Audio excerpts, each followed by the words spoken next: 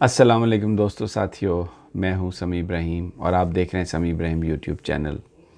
ये बताने की ज़रूरत नहीं, आज पूरी कौम को पता है कि 27 फरवरी है और ये सन 2020 है, जुमेरात का दिन है।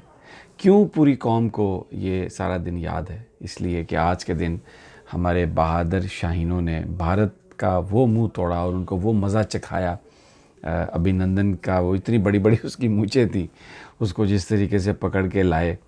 एक ऐसा दिन है जो पाकिस्तानी कौम कभी नहीं भूल सकती। आप सबको बहुत बहुत मुबारक हो। और आज की जो वीडियो है इसमें हम यही बातें करेंगे, यही चीज़ें। मैं थोड़ी सी आपको जो वाक़या उस दिन जिस तरीके से हुए थे, थोड़ी सी उसकी आपको मैं तफसील बताऊंगा, ताकि आपको जिन पूरी तरह वैसे तो पता ही है सबको, लेकिन फिर भी एक ऐसा दिन है, दिल चाहता है कि बंदा उन चीज़ों को दोहराए, ख़ास तौर पर क्योंकि ये हमारी फ़तह का दिन है। ये हमारी फ़ौज ने जिस अंदाज़ में भारत को डील किया, वो जो हमसे 7 गुना बड़ा मुल्क है, और वहाँ पर भी अभी निहत्थे मुसलमानों के साथ जो सलूक कर रहा है, वो कश्मीर में जो कर रहा है, वो पाकिस्तान ने जो भारतीय एयरफोर्स और भारतीय फ़ौज और वो जो उनकी एक बड़ी अकड़ थी कि पता नहीं वो क्या शाइनिंग इंडिया, न्यू इंडिया, उनको अपनी औकात पे लेके आई और उनसे कहा, पाकिस्तान की फ़ौज ने बताया कि चमार हो तुम और चमार ही रहोगे, भले साइज़ में बड़े हो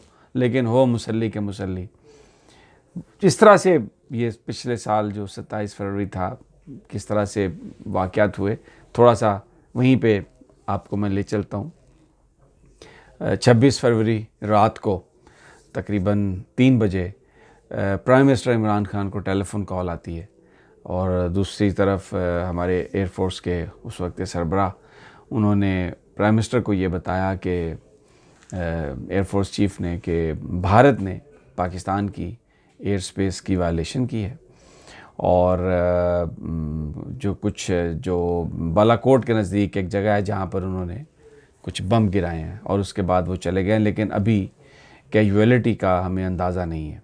और ये भी बताया चीफ ने कि 4 मुख्तलिफ जो मकामात हैं वहाँ से भारतीय जो एयरफोर्स है उसने पाकिस्तान को एंगेज करने की कोशिश की। बाकी तो क्योंकि पाकिस्तान की फ़िज़ाई अभी अलर्ट थी, पुलवामा हमलों के बाद सिचुएशन बड़ी टेंस थी, तो इसलिए कोई इंडिया को मौका नहीं मिल सका। लेकिन जो वाक़यात हुए उसमें पता ये जिस तरह से हुआ था, ये बाद में असेसमेंट है पाकिस्तान एयरफोर्स की कि जो 3-4 जो उनके जहाज़ों के जो वो यानी जो टुकड़ियाँ उनकी जो दूसरी जगहों से उठी थी, आई थी, वो दर हकीकत डॉज देने की कोशिश थी, तवज्जो हटाने की कोशिश थी। वो इधर कश्मीर में ही आना चाहते थे, लेकिन क्योंकि पाकिस्तान एयरफोर्स अलर्ट थी इसलिए वो आए और बालाकोट के नज़दीक एक जंगल में वो अपना फेंका उन्होंने असला वसला, वो बम फेंके और वापस चले गए।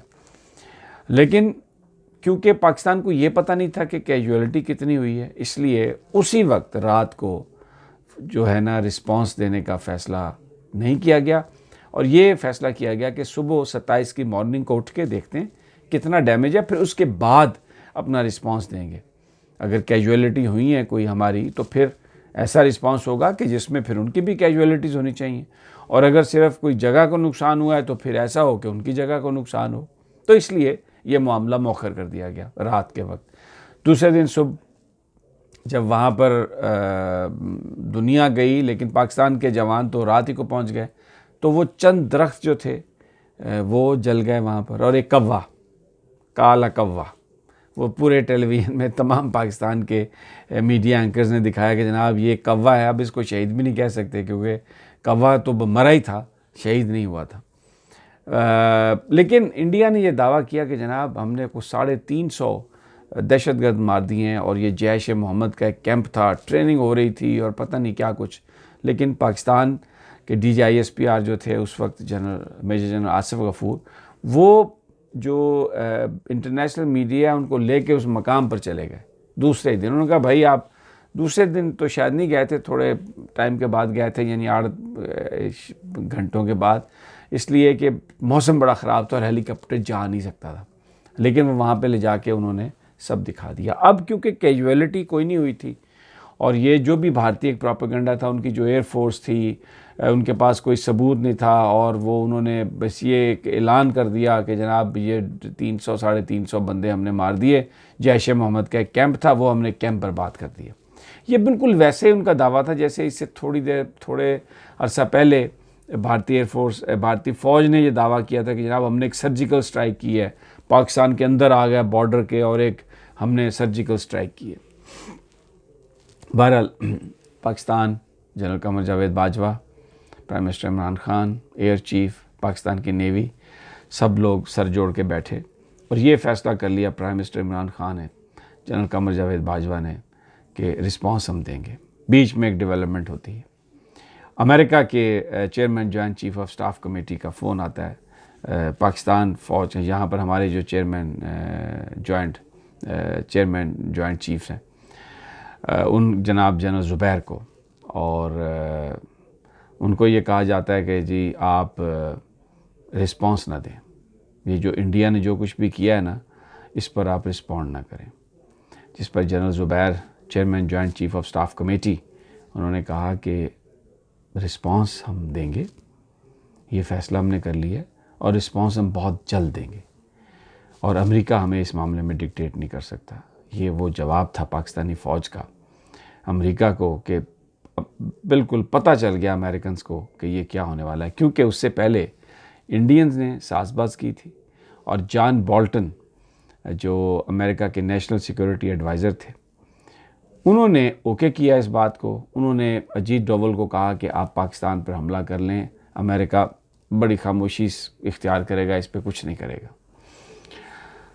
अब जनाब फ़ैसला ये हुआ कि हमने रिस्पॉन्ड करना है आला सतह पर, और रिस्पॉन्ड इस तरीके से करना है कि पाकिस्तान के एयरफोर्स को ये टास्क दिया गया। 6 हमारे ग्रुप बने प्लेन्स के, जिनमें मिराज थे, जिनमें JF थंडर थे, JS, और उन वो जो प्लेन्स हैं उनको ये टास्क दिया गया। उन्होंने कश्मीर में 6 जो टारगेट्स हैं वो लॉक किए जाके, और लेकिन टारगेट इस तरह से लॉक किए, एक तो ख़ास तौर पर जो राजौरी में मकबूजा कश्मीर में बिल्कुल जो इंडियन फोर्सेस का हेडक्वार्टर उसके पास जगह थी और वहाँ पर जो इंडियन मिलिट्री की क़यादत है वो मौजूद थी। तो इन्होंने टारगेट को लॉक किया, और लेकिन यानी जो हेडक्वार्टर था जहाँ पर मीटिंग हो रही थी उससे 200-300 फुट के फासले पर एक टारगेट को लॉक किया और उसके बाद वहाँ पर हमला किया। तो यानी वो बम फेंके वहाँ पर, तो उससे हलाकतें नहीं हुई, उससे उस तरह तबाही नहीं हुई, लेकिन भारत को ये पता चल गया कि पाकिस्तान के पास कैपेबिलिटी है। अब अगर 200 फुट के फासले पर जहाँ पर वो बैठे हैं उनकी कमांड, उसको हिट किया जाता है, तो इसका मतलब है कि अगर 200 फुट थोड़ा सा वो इधर रुख करते तो वो उस कमांड को हिट करते। लेकिन पाकिस्तान का मैसेज ये था कि हम तुम्हें हिट कर सकते हैं लेकिन हम करेंगे नहीं, तो तुम इसको, इस सूरत हाल को बिगाड़ो ना। इस सारी सूरत हाल में भारतीय प्लेन भी उठे, लेकिन ये जो इतनी बड़ी एयर फोर्स है भारत की, पाकिस्तान ने भारत के जो रडार थे उनको जैम कर दिया।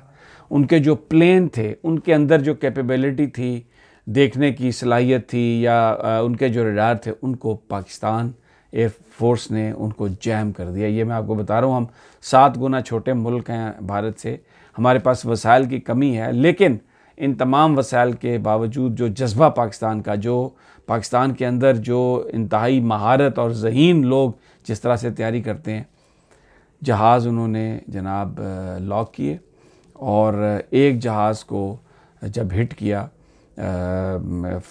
हमारे जो स्क्वाड्रन लीडर हसन ने, तो ये जहाज़ इसको अभिनंदन उड़ा रहे थे। ये रशियन जहाज़ था, रशियन मेड जहाज़ था, और ये जब इसको हिट हुआ तो पायलट ने इजेक्ट किया, और ये बडगाम जो है हमारे इधर KPK में, बिल्कुल कश्मीर का और बॉर्डर है इसका, तो वहाँ पर वो आके गिरा आज़ाद कश्मीर में।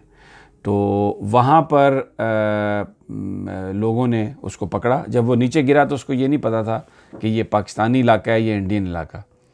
तो उसने चकमा देने की कोशिश की, लेकिन लोगों ने उसको पकड़ लिया, समझ लिया, और उसकी ठुकाई भी ठीक ठाक की। लेकिन फिर पाकिस्तानी फ़ौज के जवान वहाँ पे पहुँचे, उन्होंने उसको रेस्क्यू किया। इसी तरह जो दूसरा जहाज़ था उनका, एक और जो प्लेन था, MiG-21 था ये, इसको हमारे जो विंग कमांडर नोमान उनका नाम है, नोमान ख़ान, विंग कमांडर नोमान ख़ान ने उसको, क्योंकि उसका भी रडार जाम था, कम्युनिकेशन ख़त्म थी, उसको कंट्रोल टावर कह रहा था कि वापस आ जाओ वापस आ जाओ, लेकिन वो भी पाकिस्तान की टेरिटरी में दाखिल हुआ। तो विंग कमांडर नोमान ख़ान ने पाकिस्तान एयरफोर्स के जहाज़ से उस पर मिज़ाइल मारा, सरफेस टू सरफेस मिज़ाइल। और ये अभय, ये तो अभिनंदन था, उसका नाम अभय कुछ और था। वो जहाज़ का रैकेज गिरा मकबूजा कश्मीर में और वो जन्म वासिल हुआ वहीं पर। तो इंडियन टेलीविज़न ने उस वक्त प्रोपेगेंडा ये करना शुरू कर दिया कि पाकिस्तान के एक F-16 को इंडिया ने गिरा दिया, जो फिर उनके अपने एक्सपर्ट्स ने इंडियन चैनल्स पर ये आके बात बताई कि ऐसा कुछ नहीं हुआ। तो फिर एक और जो बड़ा जेस्चर दिया प्राइम मिनिस्टर इमरान खान ने अस्करी क़यादत से गुफ्तो शनीद के बाद, कि as a gesture of goodwill, कि पाकिस्तान एस्केलेशन को बढ़ाना नहीं चाहता, अभिनंदन को लाहौर वाघा बॉर्डर इंडिया के हवाले किया। पूरी दुनिया ने टेलीविज़न पर वो मनाज़र देखे कि पाकिस्तान जिस पर हमला हुआ था, पाकिस्तान जिसने बड़ी बहादुरी से अपने से 7 गुना बड़ा मुल्क उसके एयरफोर्स के प्लेन्स को गिराया जो पाकिस्तान की टेरिटरी में आ रहे थे, और उनका पायलट एक पकड़ा और फिर उस पायलट को वापस कर दिया। ये फातेह ऐसे ही करते हैं पाकिस्तान।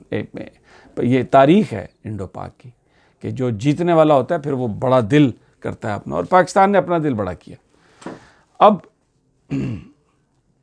ये जो सारी सूरत हाल पाकिस्तानियों के लिए ये बहुत एक बड़ी खुशी का दिन था, बड़ी जीत का दिन था। पाकिस्तान की जो फोर्सेस हैं उन्होंने ये साबित किया कि ये पाकिस्तान का जो दिफा है ये नाकाबिल तस्खीर है, और पाकिस्तान की जो रिज़ॉल्व है अपनी हिफाजत के लिए, अपने मुल्क की हिफाजत के लिए, पाकिस्तान किसी भी हद तक जा सकता है।